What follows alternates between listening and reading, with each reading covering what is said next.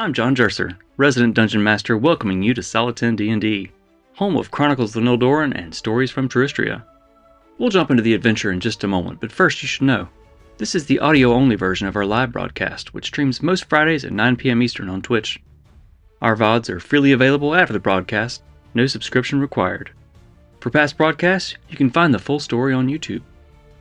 With that, gather your snacks, settle in, and let's get into the story.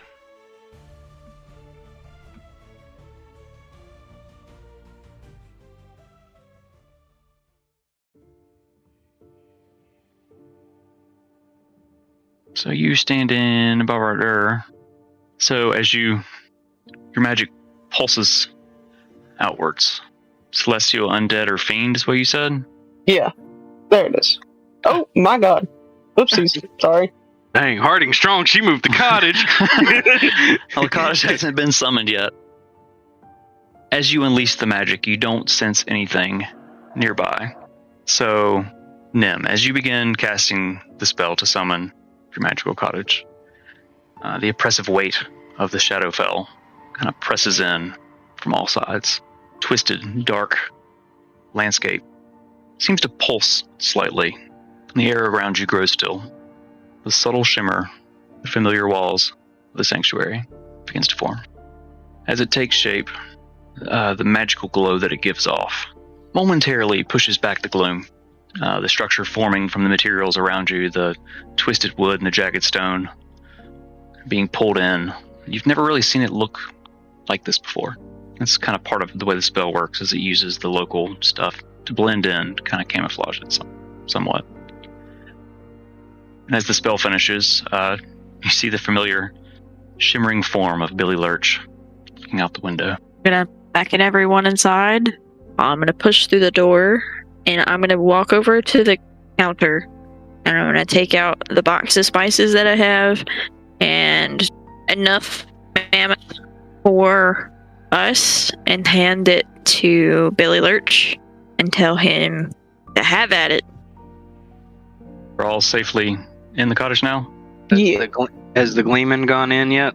Yes, he's bringing up the rear, kind of making sure as he looks around. You guys are all inside. Did anyone else have anything before I continue? I have something that I want to do, but I was going to wait till everyone was good. No, go ahead. I'll go after you, Ben. Do what you got to do. Okay. So as I walked in, and I'm kind of hurrying, I'm taking the mammoth out of the bag of clothing and putting it on the counter, and putting a box of spices on the counter and telling Billy Lurch, I think there's also grain. You made bush for us before. Do that too. Make something with it. I trust you. And I walk over and I try to find a bowl and some cloth, and I go and scoop water into it. You find all those things readily available. Okay. And as I turn, I tell Dante and Harding to sit at the table. Please sit. Thank you. I'm going to walk over with the cloths and the water. And I'm going to first go to Dante. And Dante, if you'll let me, Nim is going to make sure that you're okay. She's not really saying a whole lot. She's just like, sit, please. And like giving you like a once over and making sure that you're okay. And she has a cloth in her hand, like I'm alright. Okay. I'm gonna take the wet cloth and I'm gonna put it in your hand. I'm not gonna say anything. And I'm gonna walk over to Harding. I'm gonna grab the other cloth. And you can dictate how you would like this to go. But Nim's going to... Are you sitting or are you standing? I'm sitting. Okay. I got my arms crossed. I'm just watching you. Okay. Nim, having the cloth in one hand, is going to extend a hand to your chin, and she's going to wait. Harding's going to look at it, and then you see the gears turning in her head, and she just... And Nim's going to start doctoring where she bit you to the best of her ability, and she's going to say, sorry. It's been a while since I've doctored a wound. Didn't get to train with Carvix for very long. I'm also sorry that at all. And I can't promise the last, but I will try. You're going to fight me again? No. I mean, you could, just not my face. Oh. Oh. Kidding. Sure you are. Sure you were. After she's done, like, kind of doctoring the bite marks, is gonna take the bowl of water and go and put it away, and then Nim would like to sit down at the table. Lehman, would you care to join us? I guess. He kind of scooches behind Dante, thoroughly rubbing his ass on him. Oh. Just to be rude. That's a whole lot of ass. Excuse you. You got a badonkadonk. So it would seem. Meanwhile, Billy's in the kitchen just making a lot of noise, just Swedish. Clink, chef. clink, clink. There's shit flying in the air. The magic of this place is shielding you somewhat. Sitting at the table, I'm going to reach into my pocket plane and pull out the void tome. Going to put it with my journal and make sure that the straps are tight. So you're taking it out of your Yes. pocket dimension and you're putting it on Yes. your belt? Okay. Interesting. Good to know. Oh, I know that we're all very tired, and I'm fine with taking first watch, but I think that we take watch tonight. Depends. How tired are you? As long as we work in shifts, we should be able to get enough rest to survive. Question. Well? Did you cast the cottage with all the bells and whistles? I assume you did. Yes. With the string and the bell, so effectively there is an alarm spell. Pretty sure there are technically only 2 windows. I don't know what the map shows. There's the 1 door and the 2 windows. And there's an alarm on this place. I mean, Dante, you may want to talk to them about your bit of introspection. Kind of what you've been feeling and thinking about with your question and my answer. The reason I ask him is just how's everybody's thoughts and feelings currently? Like, mental status, I guess you could say. Don't sugarcoat it. You can just give it to me. Be honest. This sucks. I agree. I already wasn't doing well when I came in. And then being in this place has made it 10 times worse on you, hasn't it? I think you two should take your first rest and I'll take the watch. You need it more than I do. This place has messed you up even worse than you were when you got here. You gotta be on top of your A game, so you two rest. I mean, Harding has to rest to nurse the poor dealer. Bite wound on her face. Thank you. You're welcome. Maybe now you get my name right. Of course. I'd never try to offend you, Dilly. Close enough, I'll take it. At least it started with a D. But why don't you both go ahead and rest first. And I'll do first watch. Okay. Before we sleep, who takes second? Quick question, DM, is the Gleeman going to be in this rotation of watch as well, or is it just the 3 of us? He hasn't said anything yet. He's just kind of sitting there watching you. After Nim asks that, I'll look, Mr. Gleeman, are you going to assist us with watch as well, or do you want the 3 of us to do it so you can have your full night of beauty sleep? I do like some good sleep, but I'm feeling all right, I guess. So you 3 can sleep. Dante, I'll wake you for the next watch in a few hours. How long does this last? Good question. Nim, what do you suggest? We're going to let Gleeman do the first one, then Dante. I want to say it lasts 16 hours, and you can only cast the spell every 24 hours. So, I mean, it's been 20 minutes maybe, so you have 15 some odd hours left. Plenty of time for some solid rest. So I think a long rest in our game is just like a regular night's sleep, about 8 hours. We're not doing anything nitty gritty. Okay. You have to take your armor off and all that, so. What if we say since 4 of us, essentially 4, 6, 8, 2 hours? Mhm. We get 2-hour shifts. All right. Since you haven't really noticed time passing as far as the sky goes. I mean, you haven't been here very long, but the sky's just kind of been a muted gray the whole time. There's not anything to signify time passing, like there's no moon or stars or sun. Oh, gray outside? It's Dante's place. It's all gray. So the passing of time is a little hard. by normal means. But with 16 hours to work with, yeah, you should all be pretty good.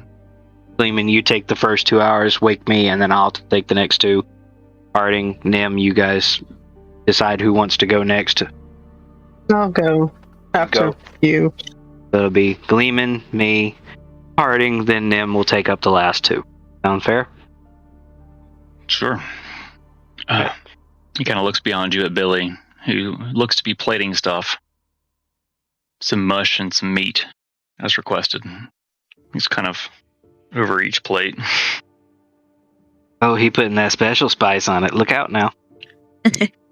Tim's gonna help and then help hand out plates and put the spices away to her bag. Hand everyone a plate. Thanks, Nim. Thank you, Billy Lurch. He nods deeply. Eat up, guys. Enjoy it while we can. Gleeman digs in heartily, like he's just making a mess. Going to town. Like the cartoon mush eating, like food flying everywhere. He stuck the whole piece of meat and is just kind of like gnawing on it. Whoa. His big white mustache and beard, his whiskers are kind of sticking out. He's like, careful, chewing on you it. eat so fast it'll go to your hips. Are you flirting with the Gleeman? Well, I mean, that big badonkadonk just rubbed my shoulder a second ago. We don't need it any bigger. Are you going to be my step uncle? That's just weird. just call me daddy. No. Yeah, I won't be doing. For a brief moment, you feel like the front of your pants is wet and warm, like you've pissed yourself. But almost immediately, it fades. You're not really sure what's going on there. So, Harding, what was it you were saying? What do you want to do? I'm poking and prodding at my food. I mean, I'm slowly eating, but I'm just kind of meh. You're 7 feet tall, right? Yeah. And you're sitting in this little chair. I feel like you're sitting at the table and you're like, just kind of, like my head's dark, so you're just kind of like leaning over. You're like, most people sit at a table and it's, mid, lower. You're like almost the bottoms of the tops of your thighs are pressing against the top of the table almost like rocking it. Probably fine. So you're picking at your food, like lumbering. Yeah. Billy's kind of just standing, waiting to clean up in the background. We do need to come up with some kind of plan for convicts. Well, it's a trap, but Trap kind. One where we probably will die. Most likely. Please don't.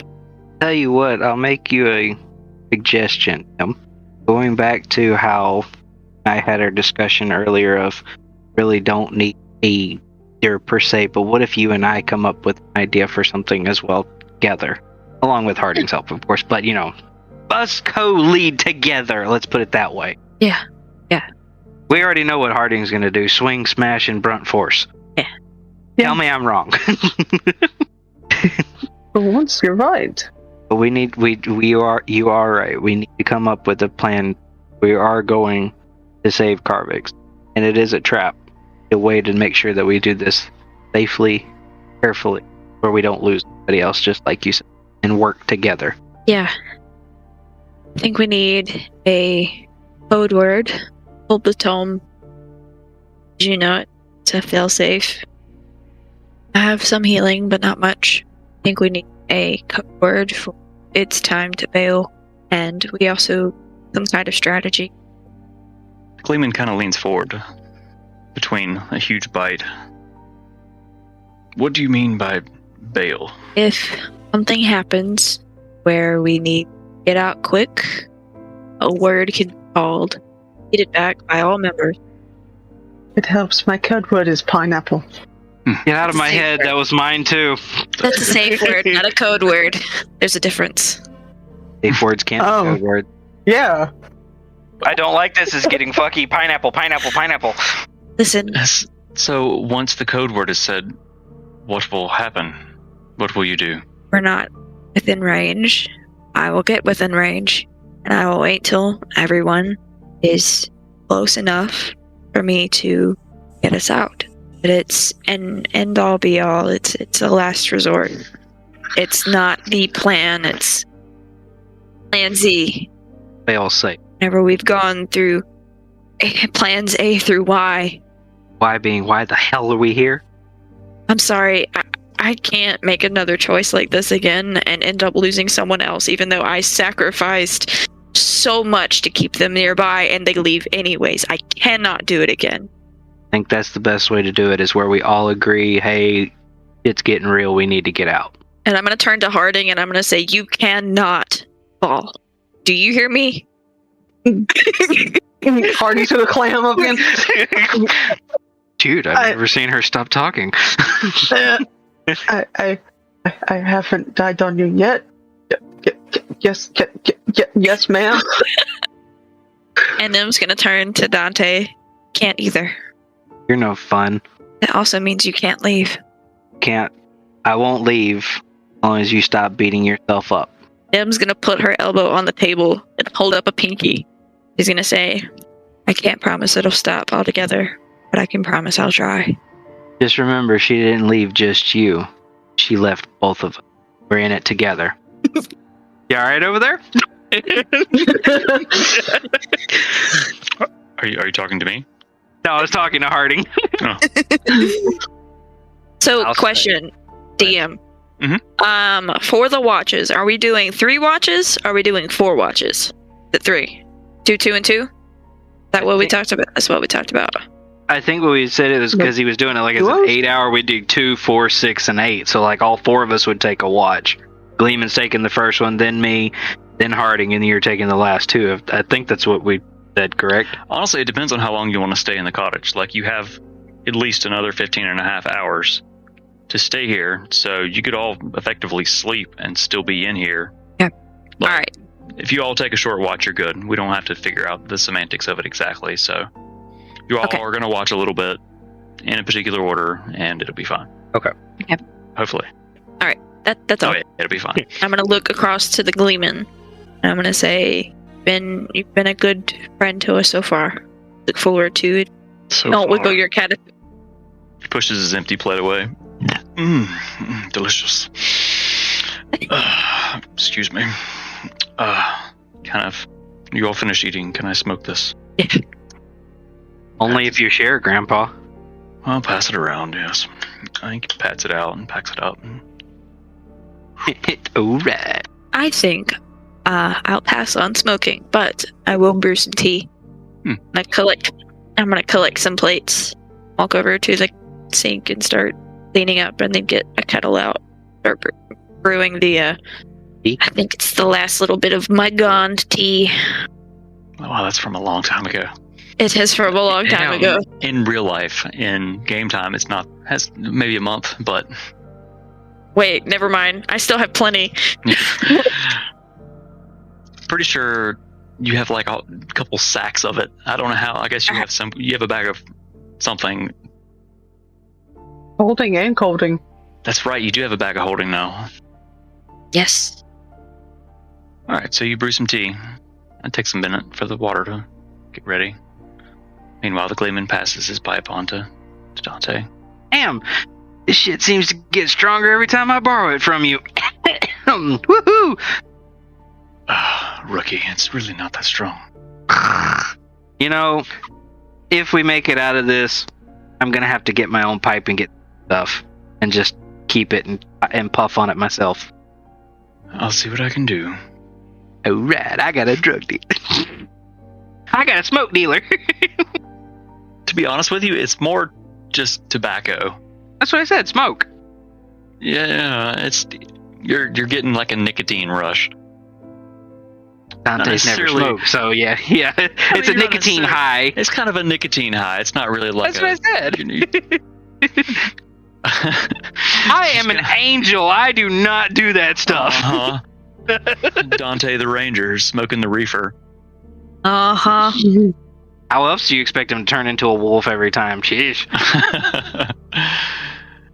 Gleeman kind of holds his hand out, waiting for the pipe back. Like, here you go. Puff, puff, pass. All right. By about this point, the tea's ready. Okay. I pour cups and I say, if you drink this, it will calm you down. So whoever's watching first, don't drink it. The Gleeman just kind of reaches into his cloak, pulls out his flask, and it's like, I'm good, thank you. But I will take like a small tea bag thing, like a small satchel, and I'll set it next to him and next to the kettle and be like, for whenever you want to go to bed. Thank you. Thank you, Tom. I'm gonna take my tea and I'm gonna go sit for a few minutes while I drink it on the rug in front of the fireplace. I'm going to knock my tea back and just stop that bitch. And then I'm going to come over to my little corner and just let my armor and my sword clatter to the floor. And I'm going to crawl into my bunk and just blob. Dante, what are you doing? Yeah, I'm sitting at the table next to Gleeman, kind of like staring at it for a second. Oh well, bottoms up. Gleeman drinks out of his flask a little bit. Sure you're good, Gleeman? Take the first watch. Oh yes, and Billy and I will be quiet, but we'll have a great time while all of you sleep. It's been a while, we need to catch up a bit. Righty. It's a bit one-sided of a conversation, but he's a great listener. That'd be considered talking to yourself then, really? Mm-hmm. Yeah, I know. Well, get me when you're ready to swap. I'll be up. And if anything should go fucky uppy, get me as well. Let rest if you don't. Gonna need it more than any of us. And I'll get up and walk away. Well, To finish my tea, walk over to Billy Lurch, wash it, and turn to him and say, keep an eye out the window. Torch is lit bright. Not trust any shadows. Kind of looks down at himself. Other than yourself, of course. Existential crisis. I don't know what to do. Don't let me rephrase, Billy. This place is very dangerous, so just keep an eye out for anything peculiar. Thank you for a wonderful dinner. Good night. Does a short little bow. Go over here and she's gonna crawl on the top bunk. And like she did before, going to try to sleep on her side, looking out the window. But she's gonna take the void tome and she's gonna hold it like to her chest. She's gonna go to sleep. Harding, you passed out already. Mm-hmm. Snoring Just staring loudly. up at the... Are you still awake, or? She's not snoring. So what's going on? What you thinking about? Staring at the bottom of that bunk as the 3 feet of your legs stick out the end. She's thinking about a lot of things. She's thinking about back home. She's thinking about being bit again. She's still a little pouty about that, but she's been thinking about how Nim apologized. She's thinking about Dante because of What does that mean? because I don't want to call him. I don't want to call him Daisy. Dilbert. Because I'm doing. Yeah, it's me speaking, not in my British. I got you. She's thinking about how she got knocked out for a split second. She's not happy about that. It's eating at her. It's eating at her. Got it. So with those thoughts, Harding drifts off to sleep. What about you, Dante? Dante's also laying on his side, but facing to where Nim is laying. Kind of thinks to himself, it ain't easy being in our friend group, but anything to make this easier for her, because she has it wrong. Am I really good enough to help lead our group? Or am I going to screw it up like everything else that I will do all I can to help keep everybody safe, especially the grumpy old man. But Kind of turns his head. As Billy sits down. These are your thoughts, so he's unaware of your thoughts as far as you know. You hear him kind of whispering to Billy, and you see Billy just kind of nodding, animated. But I continue to say, I promised Nim I wouldn't leave her. Definitely hard for her when somebody leaves her. Harding? I'm getting to you. And then he's gonna look over his shoulder, kind of like at Harding's bunk, and that one, even though she can't get my name right, and I know it's just for fun, and remember, it's Dante's thoughts, it's not saying out loud, it doesn't mean that she replaces Reed, but I devote to her too, and protect her as well. And then with those thoughts, Dante will start to drift. So when you fall asleep, you kind of make doggy noises. Little wolfy boy noises. Wait, can't do it. It won't pick it up, damn. Trying to do a dog whine. Where's Luca when you need him? Yeah, there you go, yeah. Rest for a good while. You're not sure how long before Dante, you feel a hand kind of pushing against you. Your gruff voice. Oh my. Yes. Your turn. I'm going to sleep. Awesome. Deep titled, man. And he goes and he crawls into his usual bunk. Just shake the icon. No.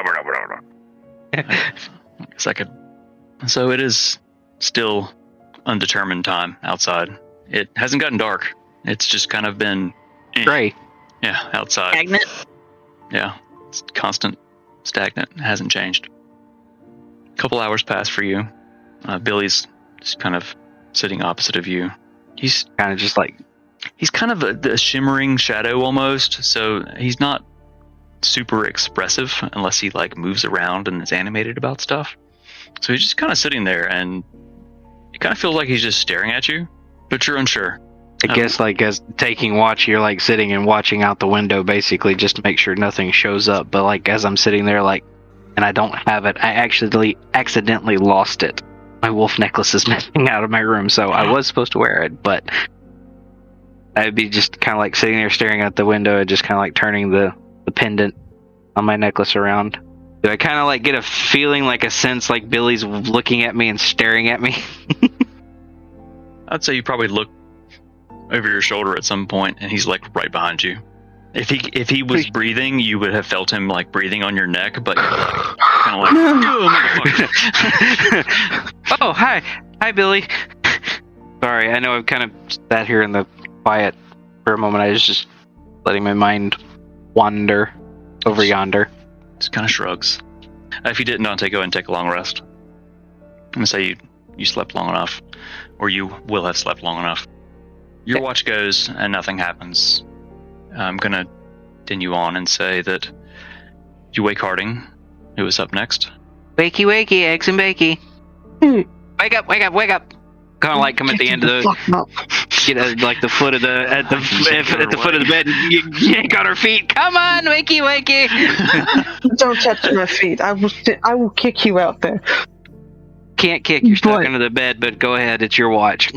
Okay, so Harding is gonna crawl out, and she's gonna grab this blanket type deal off of the top bunk, and she's gonna walk over to the Gleeman. Is Gleeman on top or on bottom? Oh, he's on the bottom, like back in the corner, snoring like a banshee. Harding's gonna drape the extra cover and like tuck her uncle in, and then Harding's gonna do the same with Dante. He's gonna grab the bottom one and throw it on, like he wasn't just awake. And goes on. Harding will get to Nim, and she'll stand there and think for a moment, and she'll shrug off the big fluffy overcoat and drape it on her. Trying to mark her with your scent, aren't you? This is mine. And then she's gonna go sit with Billy Lurch, and she's gonna look around, and she's gonna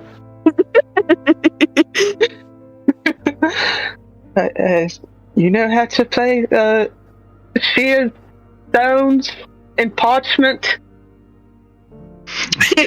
Yes. Great, but I didn't do anything, so you cheated, bastard.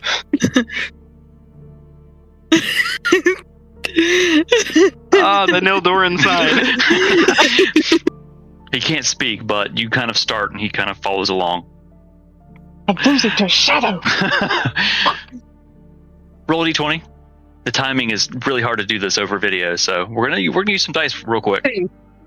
Okay, so you win the next one. Go ahead and roll another one. Okay. Solid 10. You win again. Roll one more. 17. Billy smacks some shit off the table after losing 3 times in a row, and he like walks over to the other window. Oh no, I grabbed the wrong one. And he walks over to the other window, and he's kind of like. You can't really see his expression, but you can tell that he's got his arms crossed and he's pouting. Harding's giggling to herself. You do see a shadowy middle finger pop up. And a couple hours pass, and nothing happens. So, do you want to extend Don't you take a long rest? Yeah, you can. Do you want to extend your watch and take Nims too? I mean, there'll still be time to rest after. I mean, you've got plenty of time. 16 hours is more than enough. That's double the time you need to rest. I'll take hers. Okay. So as the not sun does not rise in the still the same color sky, you look out the window. You can still kind of feel Billy seething, but several hours have passed. Who do you wake to take over? Do you wake Nim or do you wake someone else? I'll wake Nim now because, like, oh my god, if I don't wake her for her gift, she might, like, try to bite me again. That hurt. Walk over and gently shake her shoulder. Good morning, Starshine. The Earth's the truest. Hello. So you shake her for like one time, and she just kind of goes and like shrugs her shoulders. God, that's adorable. God, wake up. Huh? Your turn for the shift. Oh, I'll let you sleep a little longer. you didn't have to do that. And I guess she notices now that the jacket's there and is like, where did this come from? Who knows? Like, there's a jacket ghost in the area.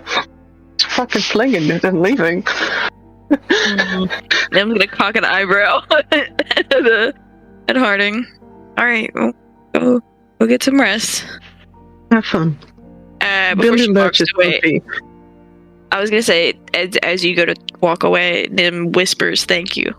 Harding will like look to the ground, kind of grin to herself, and just, Billy Lurch is grumpy. I kind of beat him in she is whatever the fuck it's called. No. Those are parchment shears. Yes, that. Gotta be gentle with him. Good night. Gonna get down and she's gonna walk over to the table. She's going to kind of keep watch out the window. She's also gonna take out her journal, start writing while she's watching up. So Billy's going to kind of come over and sit in the chair next to you and just kind of lean his elbows and watch as you write or doodle or whatever. I'm gonna sit there and I'm gonna be like, "You okay, Billy? You miss her too? I know. Wanna play tic-tac-toe?" And I draw the grid and show him how to play it. I don't know how smart he is. It takes a good hot minute, but eventually you can kind of see a light bulb from his shadowy figure somehow, like his animated, like, and you begin playing. So roll a d20 for me. Oh gosh, okay. 8. You rolled a 5. So you win the first game, and he's kind of like, there's no noise, but he's still like, It's okay, Billy. It's okay. he snatches the pen away and he draws the board again, and he starts this time. So roll again.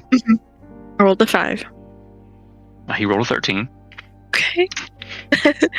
He kind of like, Good job. he kind of stands up. You see him kind of stir around a little bit, and he sits back down. Pushes the notebook towards you again, waiting. I start. So roll one more time. Another 8. He rolled a 7. Oh, that one was so close. It's okay. I have more time to play.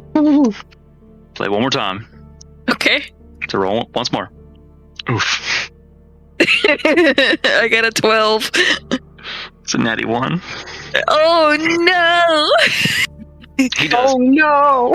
terribly. It's like you just straight line. He didn't even block. He's just over here drawing in random spots. Like, one of them's not even on the board.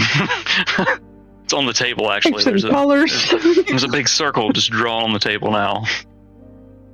He's kind of like, So enough time passes. All of you have had long rests. Looking for more misadventures, mayhem, and magical mishaps? Catch us live most Fridays at 9 p.m. Eastern on Twitch and YouTube. Where the dice are hot, stakes are high, and someone's definitely making a terrible decision. Don't forget to visit solid10dnd.com for event updates, shiny merch, and all of our socials in one enchanted scroll. Bookmark it, tattoo it, write it on your hand. We won't judge.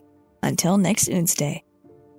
So, Nim, after taking the final watch, everyone having rested, recovering spell slots and hit points, and feeling generally better after having been within the magical walls of the cottage sanctuary.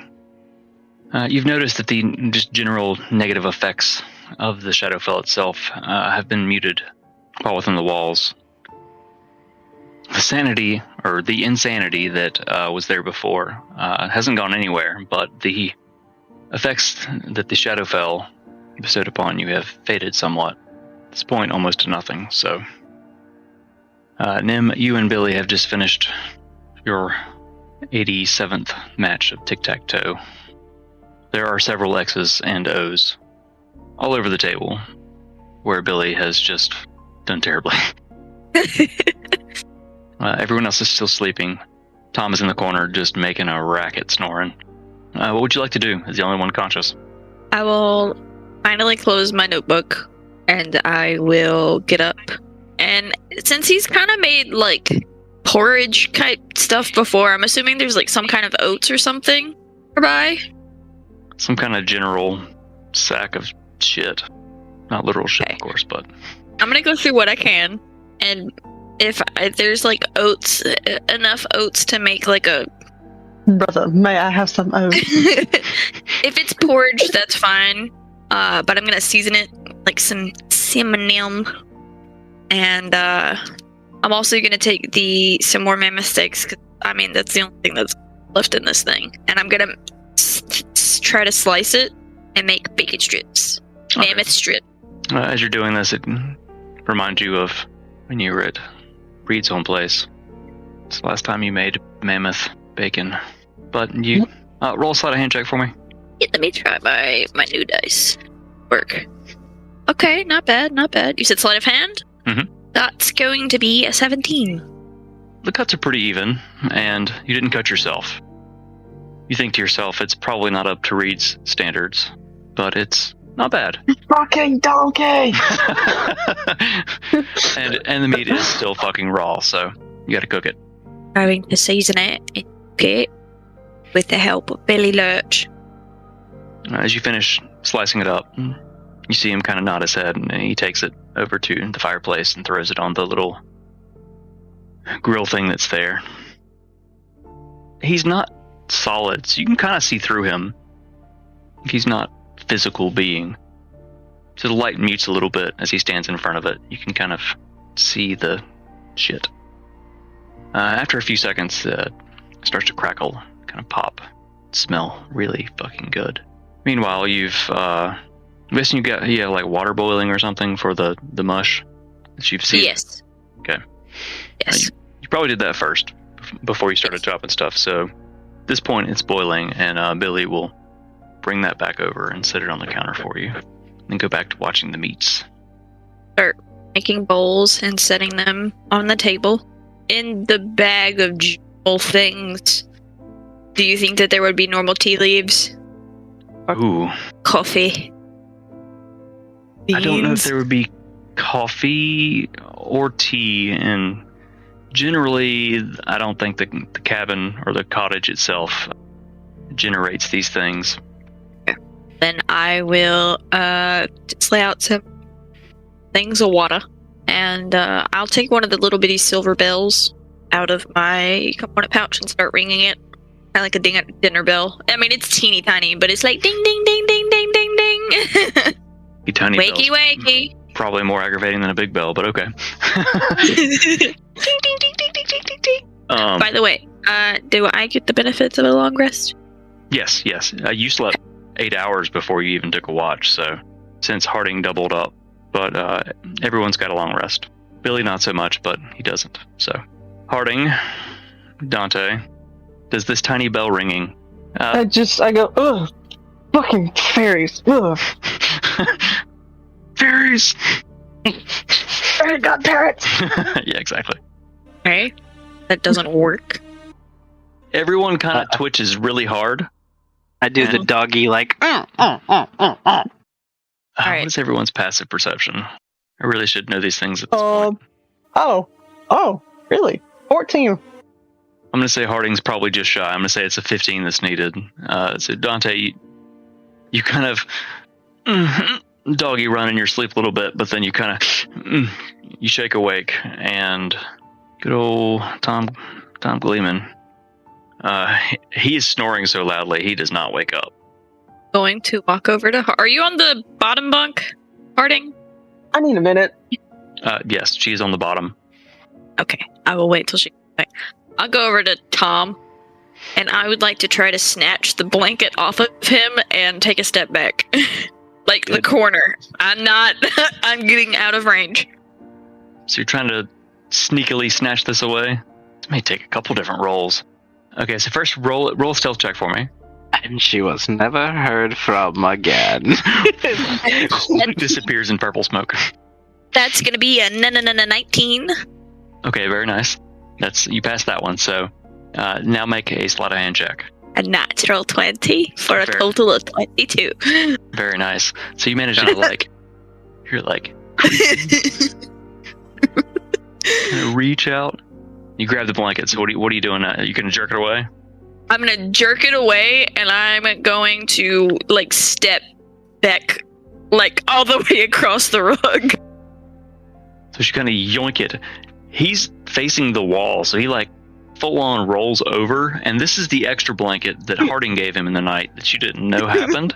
So he's still under a blanket, but he's holding both of them. So you pull the top one, and he fully rolls over, still under a blanket, and that one just kind of.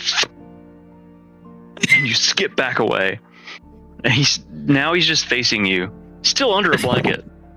He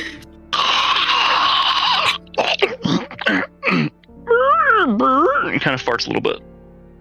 Just old man, sleepy sounds. I'm gonna be like, calm, breakfast time, old man. At breakfast, he's like,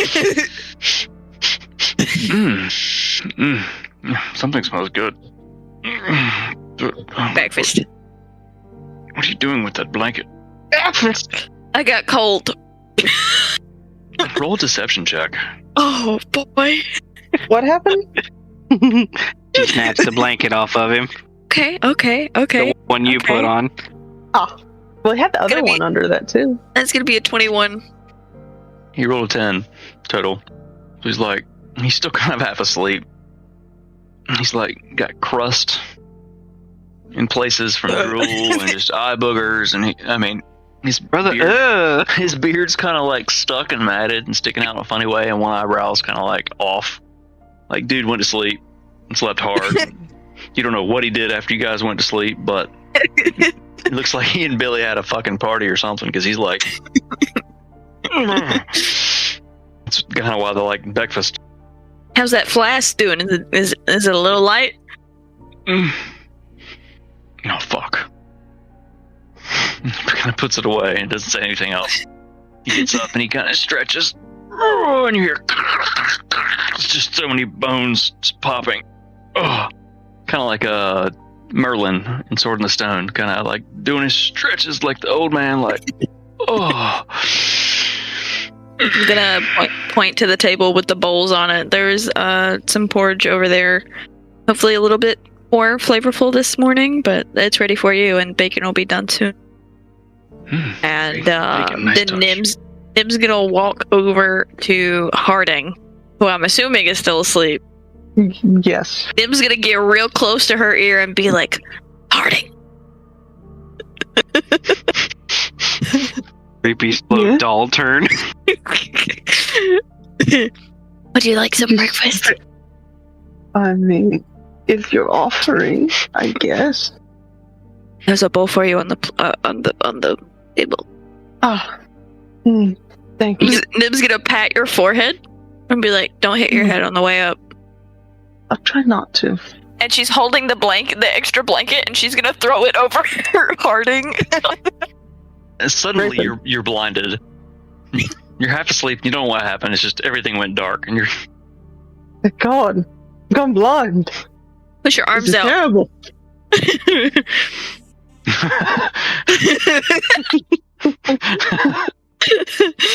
A piece.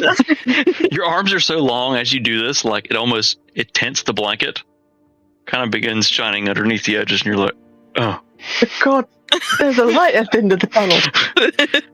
Harding's not very smart. I have an intelligence of 8. Exactly.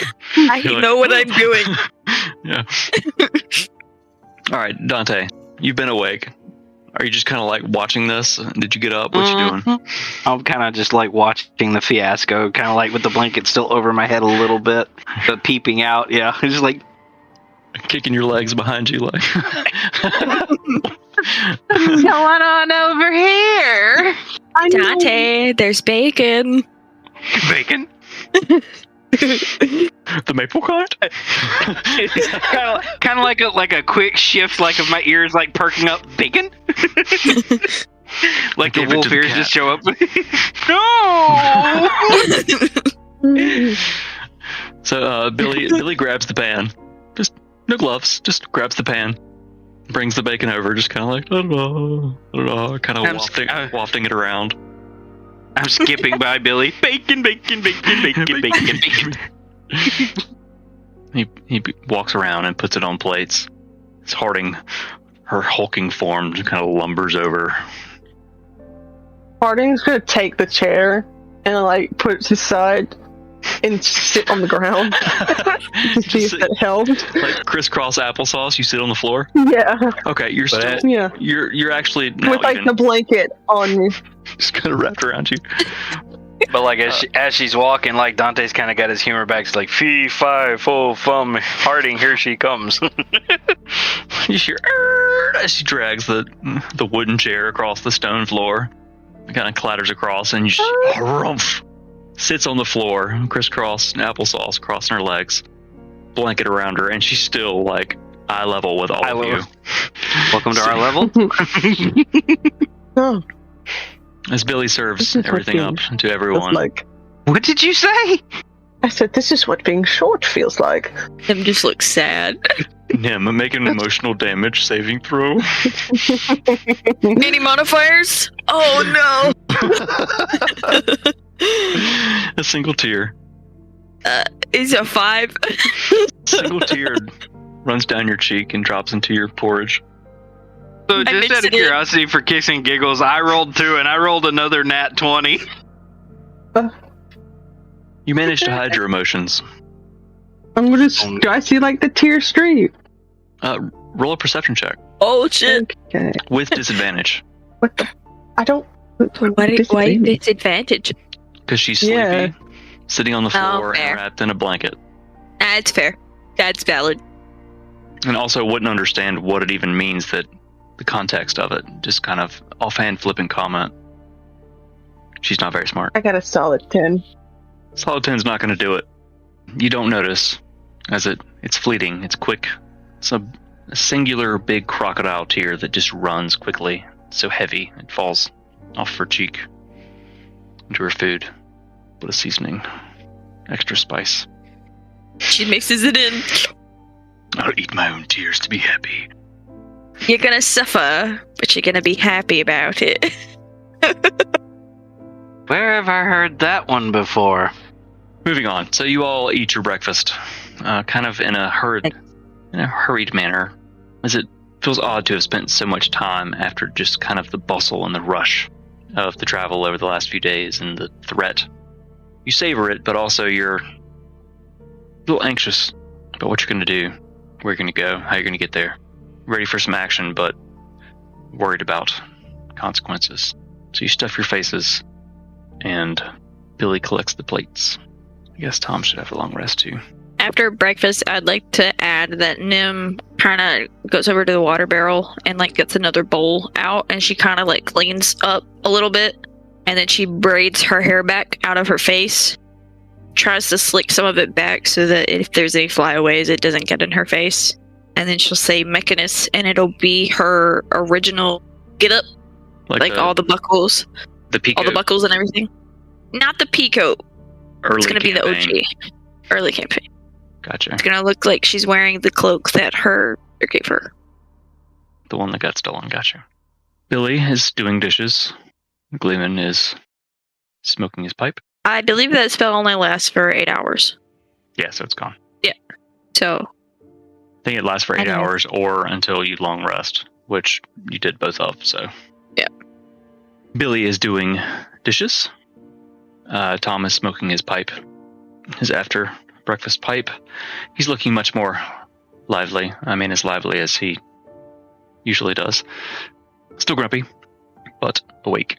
Once I finish cleaning up, I'm gonna come back over, say, so I never came up with that code word for when shit gets real.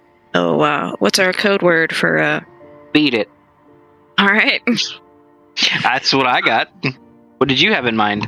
My brain is static right now. Can't very well say fuzzy. Nope, that's your job. Fuzzy pineapple?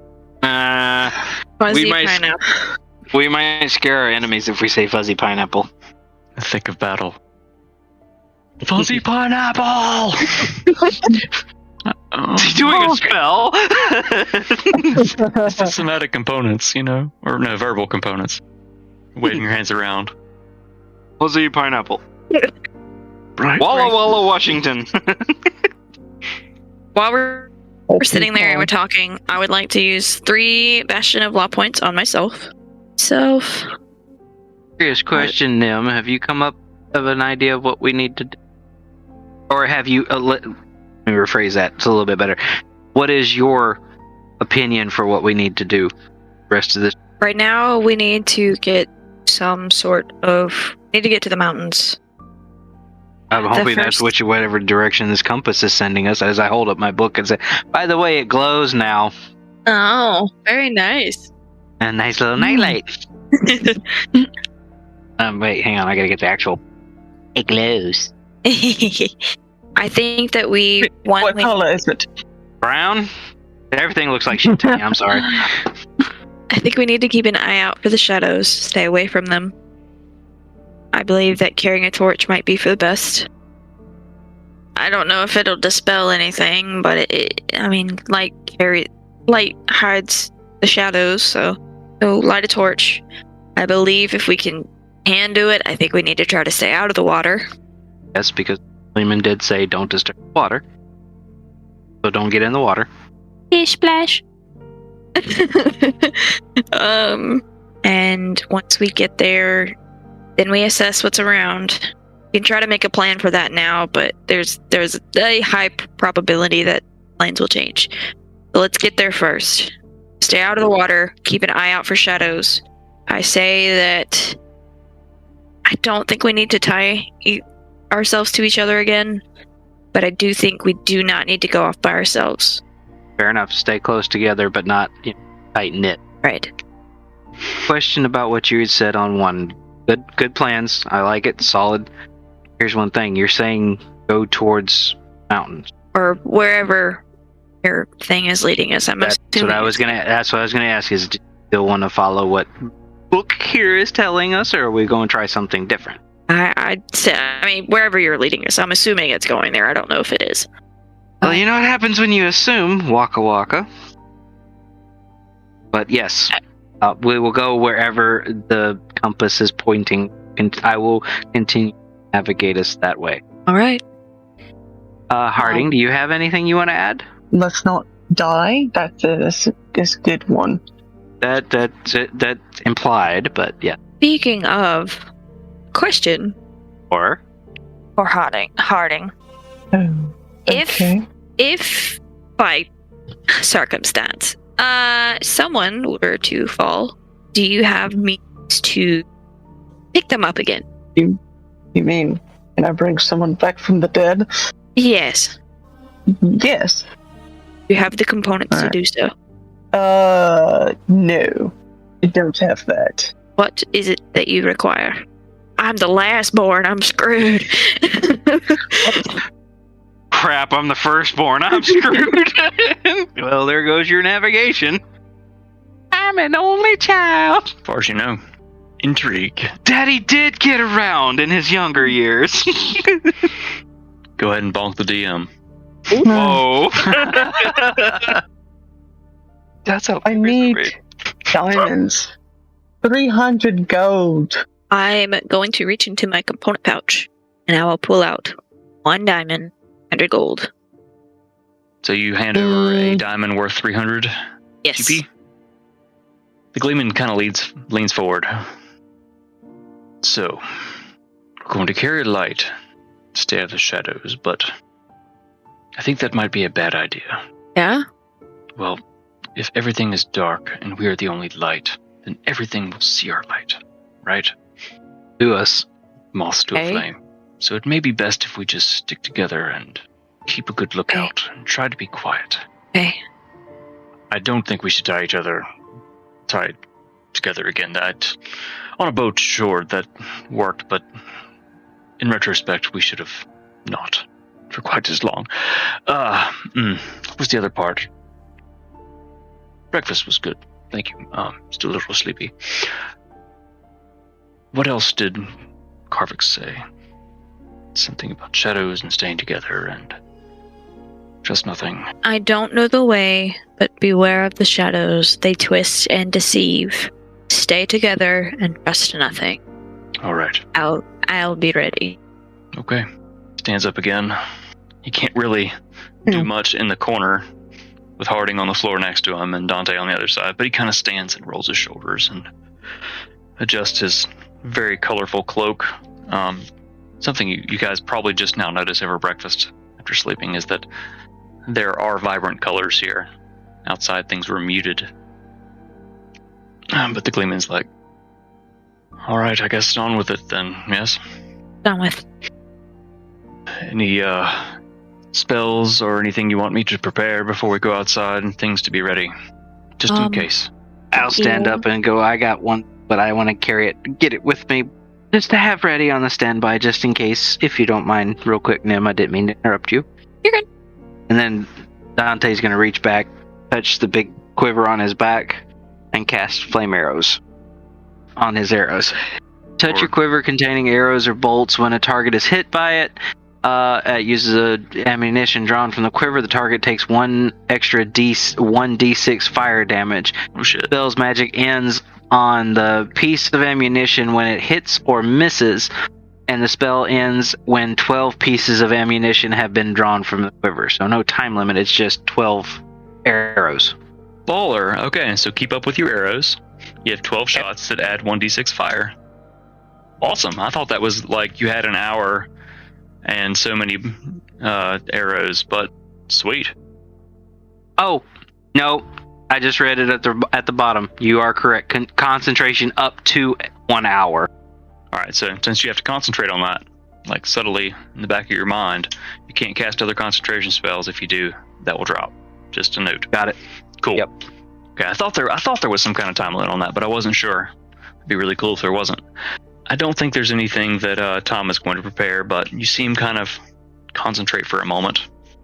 Tom kind of rubs his hands together and takes a breath, kind of finger combs his beard and fixes his eyebrow that's been sticking up like all crazy for the last 20 minutes while you've had breakfast. All right, let's go. I hold open the door for everyone. Oh, hi ho. Off to killing things we go. You all step outside, back into the gloom.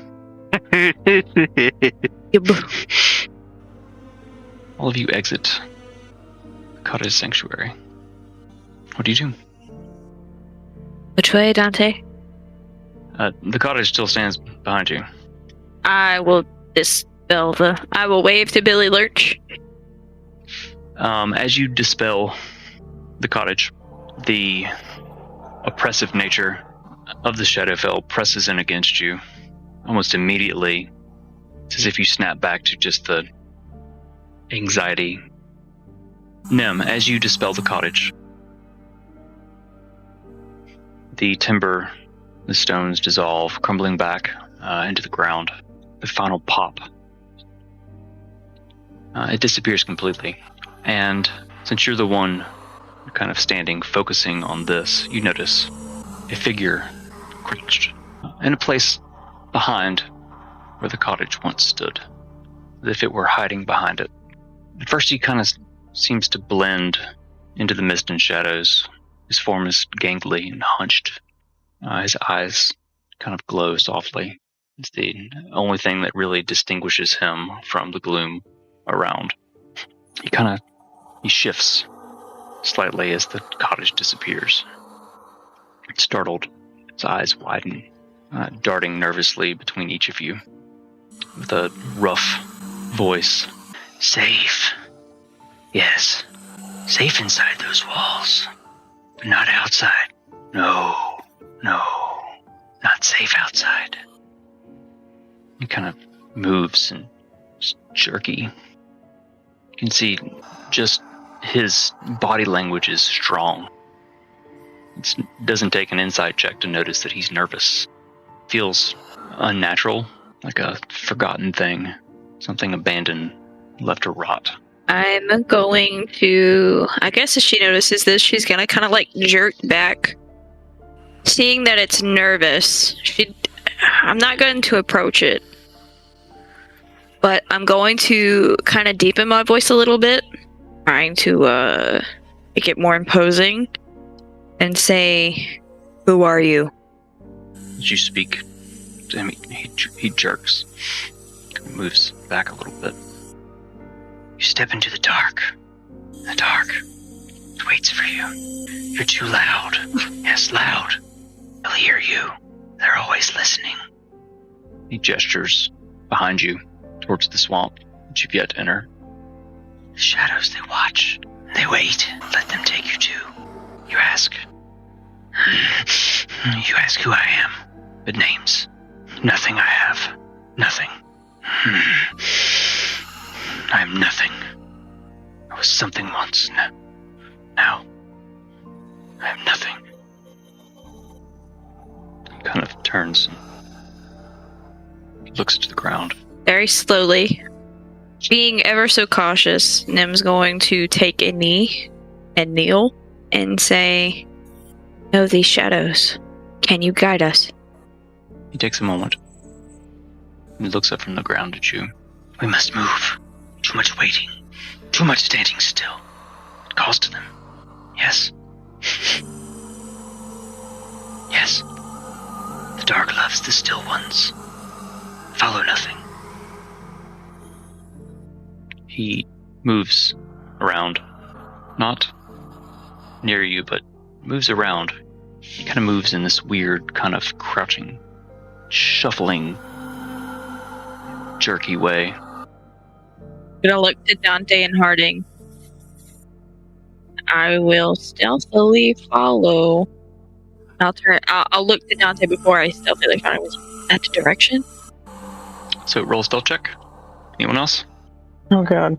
Yeah. That'd be bad. Before I roll it, that arrow that's on my book still pointing to the top of the map for us north, and basically the same way he's facing, correct? How unfortunate.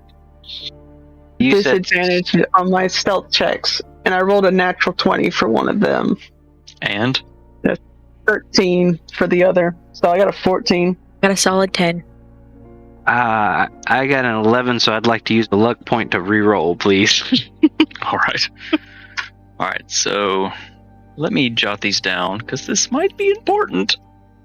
We have a solid 10 for Nim. 14. 14, that's not bad. Dante, with your luck? 19. Oh shit. 12 plus 7 is 19, correct? Yes. So yeah. Good use of luck. Let me dock you one. I also marked it on my... Let's see how old Tom does. Very nice. That was much needed to bring the average up. He rolled a 24. So, let's see collectively how you did. Okay, yeah, so collectively you're good. This is important. Otherwise I wouldn't do math. Back to answering Nem's question. Go in the direction my compass is pointing, so I would assume, but just a word of caution.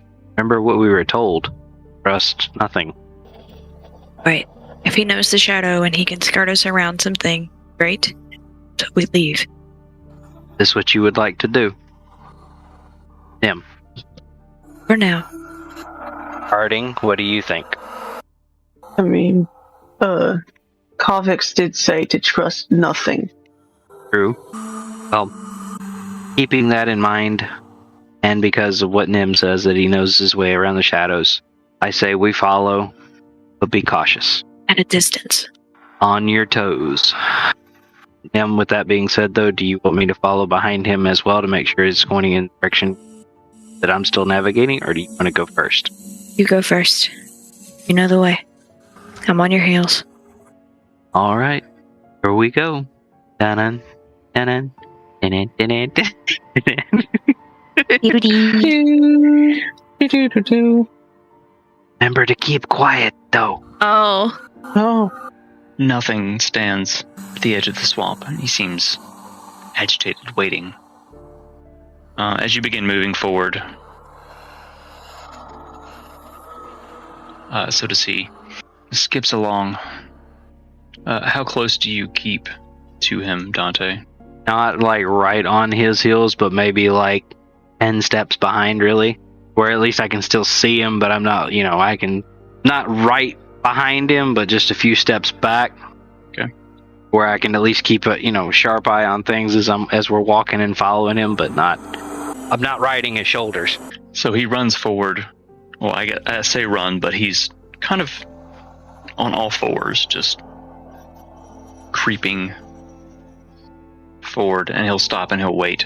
And I'll kind of like motion behind me, like where everybody can see. Come on. I'm keeping watch to the left of us. As you continue, the swamp stretches out before you. It seems to be like an endless tangle of just these mangled looking trees. The mud beneath your feet is just sucking black mud, and just kind of trying to as if it's trying to grab you and hold you. Just the thickness as you move. It's hard to be quiet, but somehow you do. The mist and the fog don't seem to move even as you walk through it.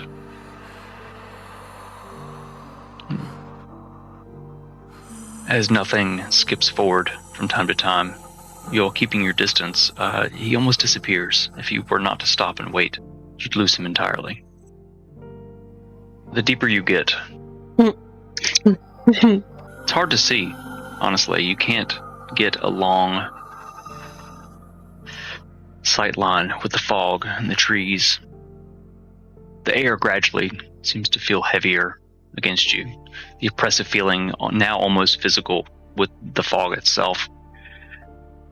The odd creaking trees, the distant sound of unseen creatures. All you can hear.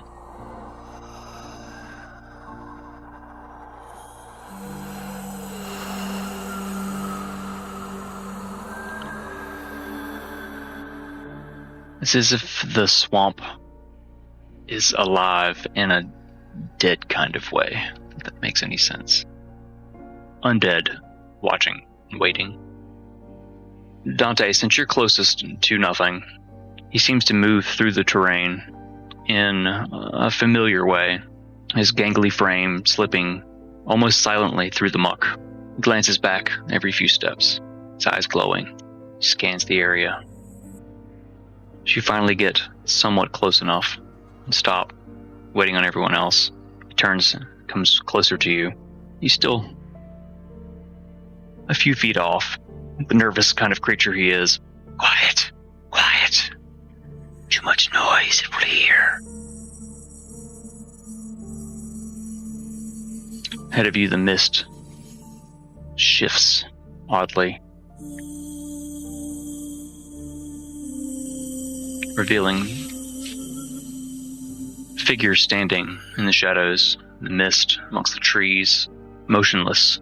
Their forms are twisted, natural. Nothing whispers again. Don't look too long. They'll see you if you stare. So I'm going to have everyone make a perception check. Got a 15. Does that say they'll know if you stare? Mm-hmm. Is that what he said? Mm-hmm. I don't like this fella. This fella look creepy. That's what I'm going for. That's a 24 for Dante. But old 6 for Nim. As he says this, you all glance around, looking quickly, but not letting your eyes linger too long. And you see a creature facing the other way. Through the trees, you see another one, looking more towards you. They're not really moving.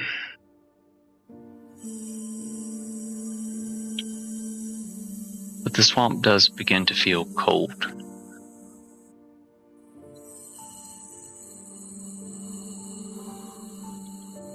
Nothing creeps forward. Very slowly. Need everyone to go ahead and make another stealth check. 23 for Dante. Solid 10. I'm rolling just a lot. That's with my disadvantage. Can I add my DM inspiration for this? Yes, add a d10. My DM inspiration is a solid 10.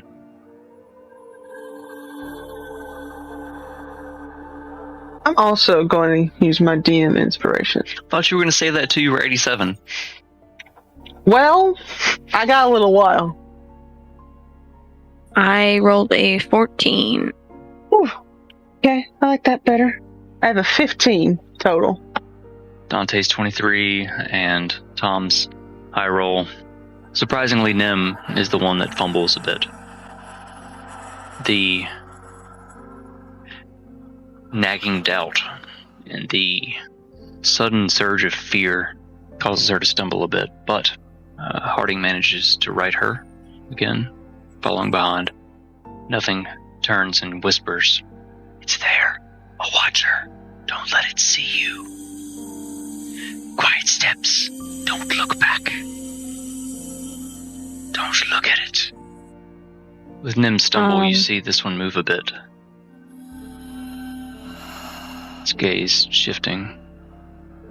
Nothing creeps along. I am going to subconsciously reach a hand back behind me.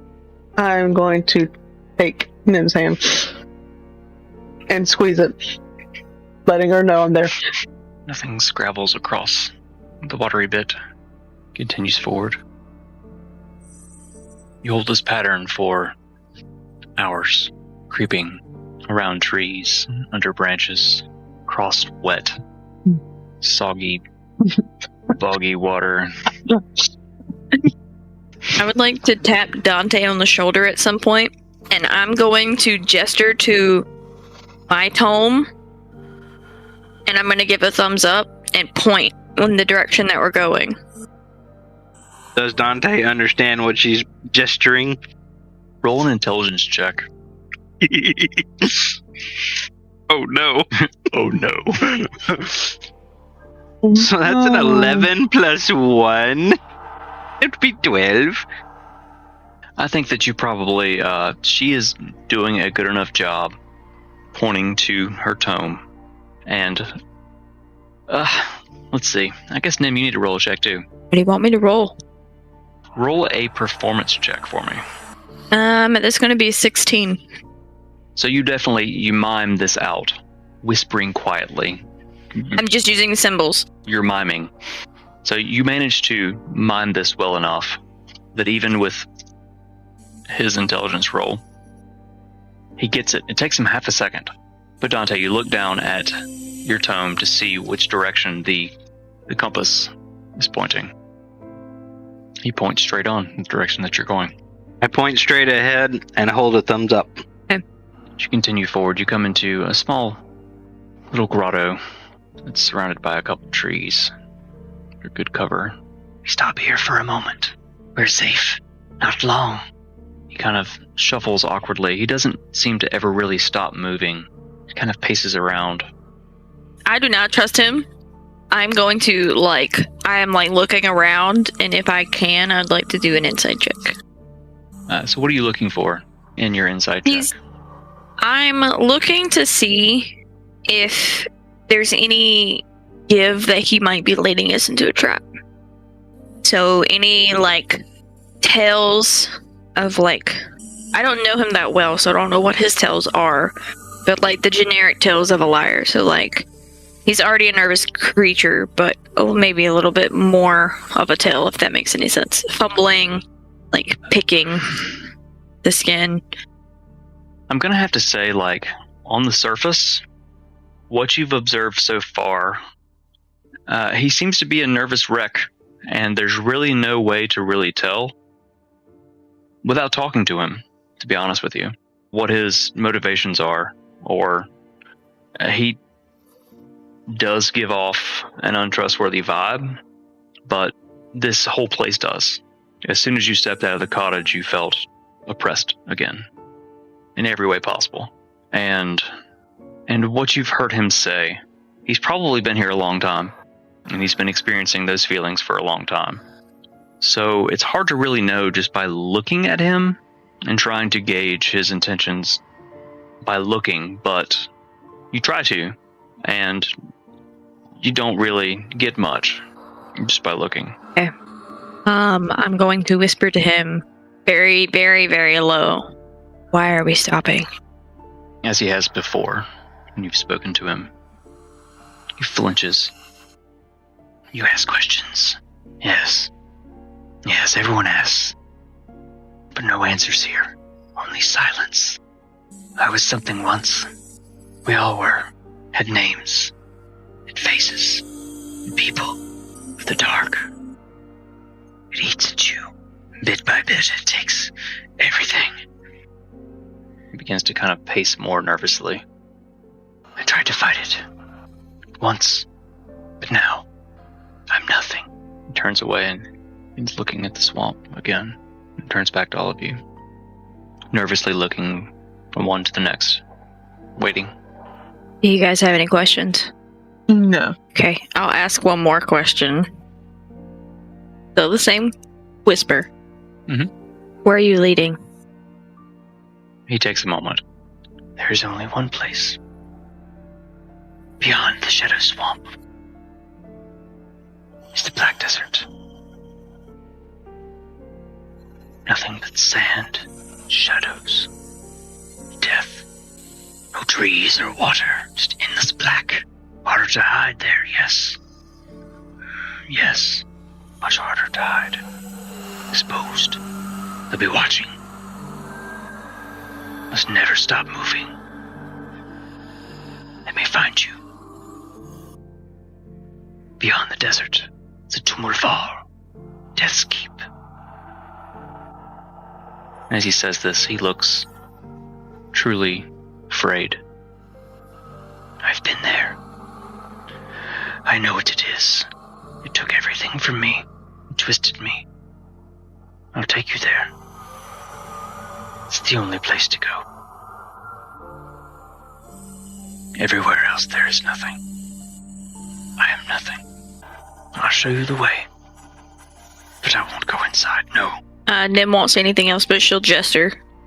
Do you want to insight check anything he said? I do, but...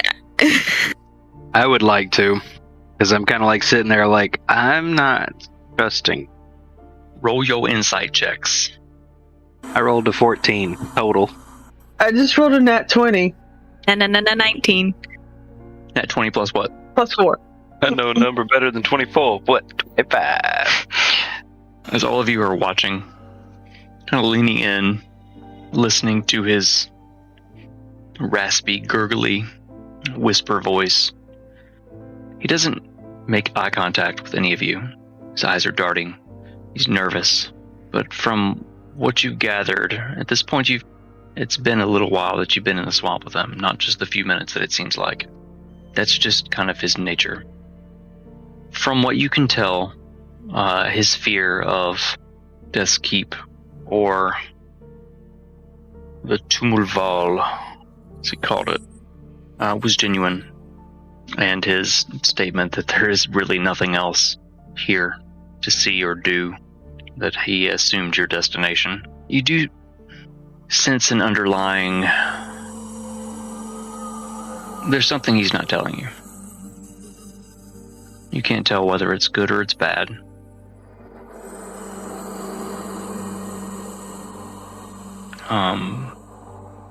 But he's not told you everything. You're like standing like right behind me, basically, right? Yes. Like if I like turn to you and kind of like lean over and whisper in your ear, do you think you should believe him? Take everything he says with a grain of salt. Spicy. Great, all of a sudden now I'm hungry. Thanks. Appreciate that. I tried. Get close. Don't get too close to him. And I'm gonna draw my dagger. Just to have it in my hand, ready to go. This desert place seems to be more dangerous than the swamp, more open. Which means we can't hide, we gotta run. Gonna lean back, whispering again, honey, have you seen this figure? This doesn't run. Tom moves up. He gets just kind of uncomfortably close. The two of you are whispering to each other. He like puts his face in and is like, what are we whispering about? I'm gonna lean down. I think we're plotting. Yeah, your face is like above Harding. Like you're like leaning over top of Nim as Nim and Dante are close.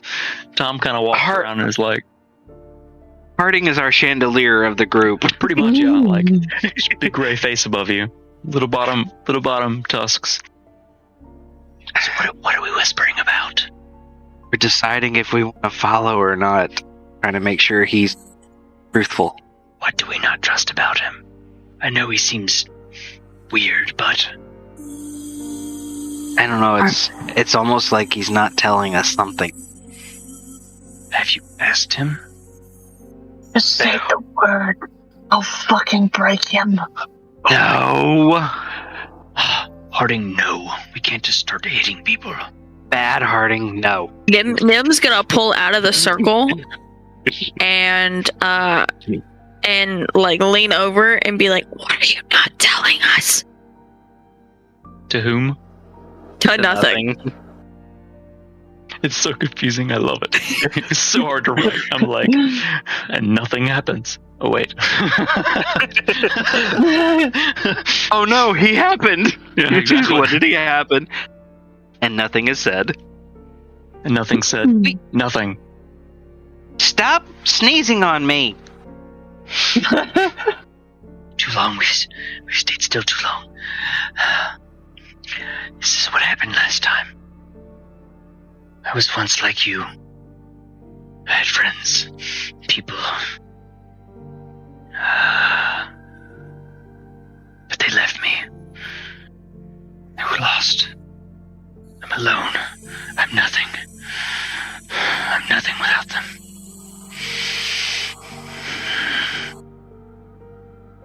He kind of skitters off ahead. And then this resonates with you really fucking hard.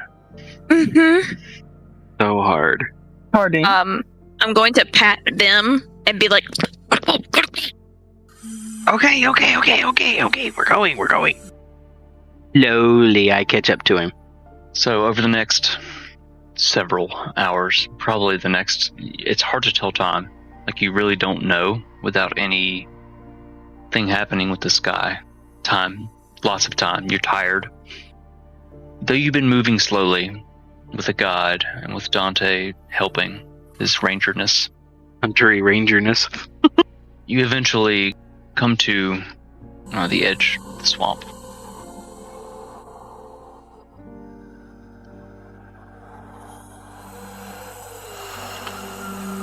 The terrain shifts sharply. Actually, just because I'm gonna switch map. Ah. oh, This is probably a better representation. Flashbang. This is a regional map, showing more where you emerged from the rock tower. It was much like South Rock, darker and twisted and different here in the Shadowfell, in the swamp, to the Black Desert.